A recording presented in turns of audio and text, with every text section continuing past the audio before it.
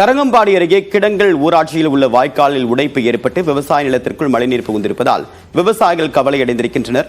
கூடுதல் தகவலுடன் நிகராம் செய்தியாளர் கிருஷ்ணகுமார், விவரம் என்ன? தேவா, வங்கக்கடலில் ஏற்பட்டுள்ள குறைந்த காற்றழுத்த தாழ்வு மண்டலம் காரணமாக மயிலாடுதுறை மாவட்டத்தில் நேற்று அதிகாலை முதல் பலத்த மழை பெய்து வருகிறது. குறிப்பாக தரங்கம்பாடியில் அதிக மழை பெய்து வருகிறது.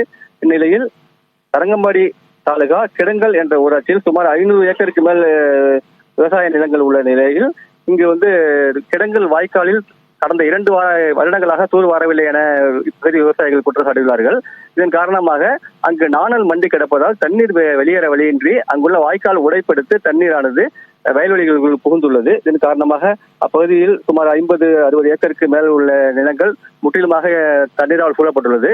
இதனால் இளம்பயிர்கள் முழங்கால் அளவுக்கு தண்ணீர் சூழ்ந்து நிற்பதால் இளம்பயிர்கள் வீணாகும் அபாயம் உள்ளதாக இப்பகுதி மக்கள் குற்றம் சாட்டியுள்ளார்கள்.